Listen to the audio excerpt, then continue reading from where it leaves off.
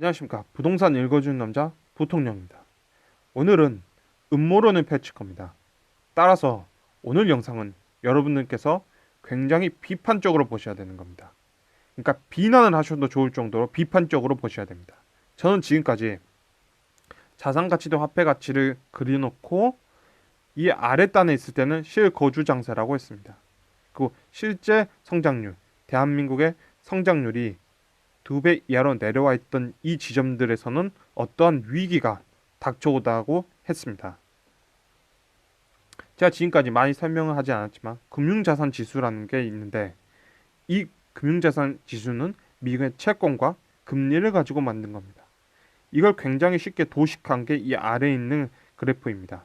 즉 2배 선을 또 긋고 보니까 내려왔던 지점들에서 어떤 위기가 있더라. 이게 언제냐면 08년도 미국발 금융위기가 터지기 직전에 2배 이하로 내려오더라.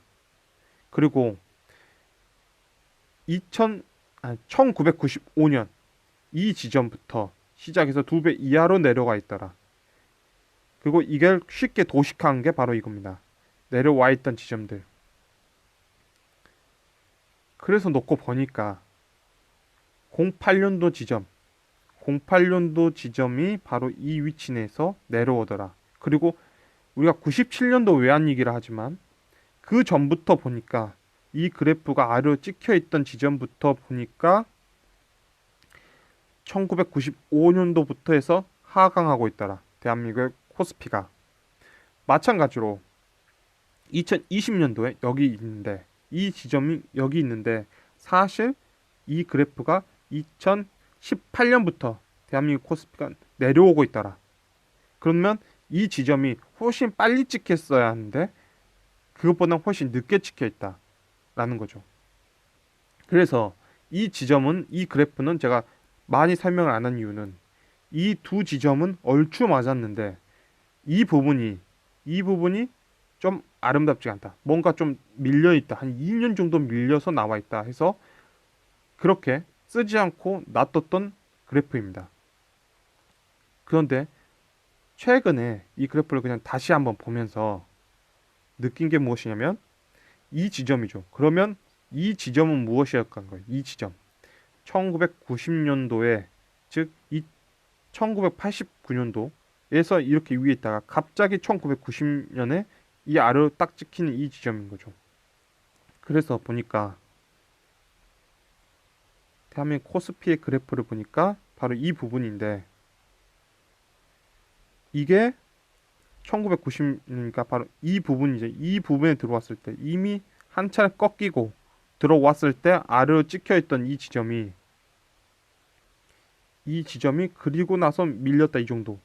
그러면 이때는 무엇이었길래 이렇게 밀리냐? 그럼 지금 한마디로 따지면 이 위치에서 한 번 더 밀린다는 건데 이게 그러면 이때 무슨 일이 있었기 때문에 이랬을까 하고 돌아서 보니까 더 확대해서 보면 바로 이 지점이죠. 이 지점 내에서 이렇게 밀렸더라. 1990년대. 그럼 이때는 무슨 사건이었냐? 97년도 외환위기 이때에서는 대한민국의 경제위기였고 이게 미국발 금융위기였다면 이 지점은 무엇이었냐 하고 그냥 최근에 한번 돌려본 거예요. 그 기사를 돌려보니까 1989년 4월 1일부터 1990년 12월 31일까지 기사를 검색해 보니까 그때 현 경제 상황 81%가 위기로 보고 있다. 낙관 끝에 뒤늦은 위기 인식, 기술 개발로 위기 극복해야 된다. 중국의 긴축 전체, 체제 위기 초래, 환율과 극복 위기, 환율 인상과 위기 극복, 경제 어려울수록 기술 투자해야 된다. 서민층 호소 경제 위기에 묻힌다. 서민층의 호소는 경기 위기에 묻혀 정부 당국의 기회가 있을 때마다 생산 차질, 수출 부질, 무역 수지 적자를 강조하며 노동쟁의와 임금 상승의 주범을 몰아붙이고 있다. 이 부총리 경제 위기, 정치 불안에도 책임이 있다. 굉장히 2019년도 한국 경제 위기 난간 위에 서 있다. 위기 똑바로 보라. 기업 이윤 최대한 재투자하도록. 경제 위기는 정치 불안에서 비롯된다. 경제 위기다. 2018년도부터 2019년 1989년도부터 1990년대에 나온 게 경제 위기다. 대한민국 국민들 80%가 경제 위기다. 부총리는 경제 위기 아니다 하고 있고 국민들은 경제 위기를 하고 있고 경제 위기는 기술이 부족하다. 대한민국 기술이 부족하다. 정치의 책임이 있다. 1990년대 들어가서 경제 정책 성장 위주로 선회하라. 성장으로 선회하라. 기업 이윤 최대한 재투자해라. 정치 불안에서 비롯된다. 경제 위기 똑바로 봐라. 지금 이러고 있었던 거죠. 1989년에서 1990년대. 이때 지금 이걸 하고 있었던 거예요. 그래서 도 조사하다 보니까 1990년 3월 3일 소련의 기본 물자 부족과 크게 악화된 경제 상황에 집중되고 있다. 사회 불안 해소를 해결하기 위해서 소련이 지금 급진 경제를 발표했다. 소련 분규 지역 최후 통첩, 폭력 중지를 위한 무력 진압 임박, 연방공대 봉쇄 풀고 진입한다. 중국, 미국, 영국을 향해 홍콩 문제 간섭하지 말라. 공개 경고. 1990년 9월 소련 시장경제 전환 승인. 소련이 시장경제로 진입한다. 미중 무역 불확실성 지속하며 혼조. 현재 2019년 1990년대 소련이 시장경제로 간다. 그래서 이 지점과 이 지점이 상당히 비슷하다. 지금 대한민국도 시장에서는 경제 위기다 하고 있는데 정부에서는 경제 위기 아니다. 이 지점도 시장에서는 경제 위기다. 기술로서 경제를 위기를 극복해야 된다. 수출 부진하고 있다.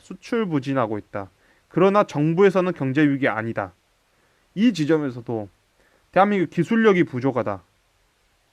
대한민국 국민들 경제 위기다. 서민들은 지금 너무 경제적으로 힘든데 이게 고임금과 노동 분쟁으로만 몰아붙이고 있다. 노동 분쟁, 고임금. 그리고 이 위치에서 중국과 미국이 경쟁하고 있고 이 위치에 소련과 미국이 경쟁하고 있다.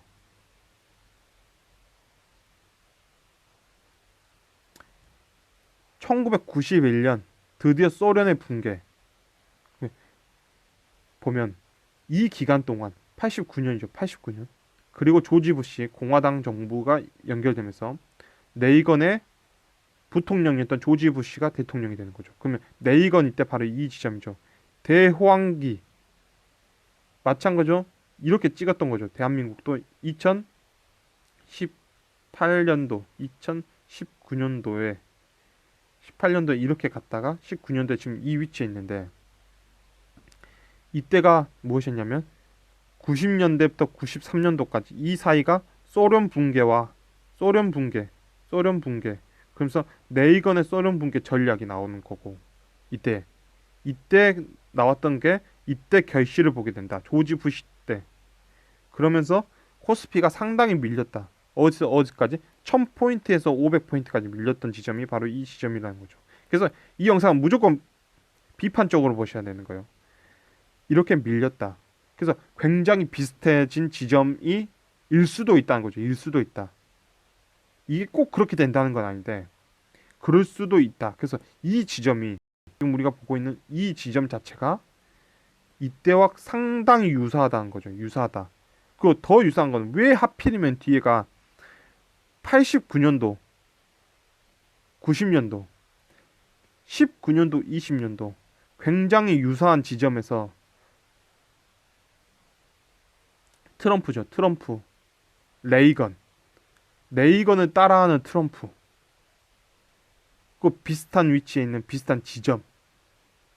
갑자기 급락하는 지점이죠. 갑자기 급락하는 지점. 뭔가 위기에서 갑자기 급락해버린 그 지점. 그리고 그 지점이 트럼프는 중국과 싸우고 있고 레이건은 소련과 싸우는 지점. 소련과 싸우고 중국과 싸우고 있고 두 나라 모두 사회주의적 기반을 둔 나라였고 그리고 더 재밌는 거는 2089년도부터 90년대 대한민국 서민들 국민들은 81%가 경제 위기라 하는데 정부는 경제 위기 아니다. 기술로 극복해야 된다. 이때 마찬가지로 나왔던 뉴스가 기술로 극복한다. 수출 부진이다. 수출 부진이다. 금리 인하나 이런 걸로 위기를 극복할 수는 없다. 기술만이 혁신이다.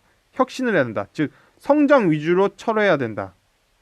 성장 위주로 대한민국 경제 똑바로 보라. 라는 그 지점이죠. 그 지점과 거의 비슷한 지점.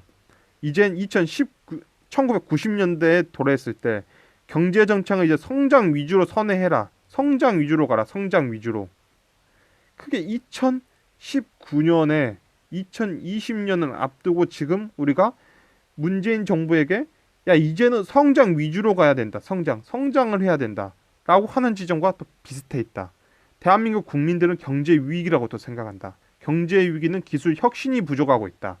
그러니까 굉장히 비슷한 위치에 놓여 있는 게 아닌가. 그러나 이건 어디까지나 음모론이다. 금융자산 지수로 본 지점 그리고 이걸 음모론으로 보시고 기본적으로 오늘 영상은 비판적으로 보시길 바랍니다. 이상으로 오늘 음모론 영상을 마치도록 하겠습니다. 지금까지 시청해 주셔서 너무나 감사합니다.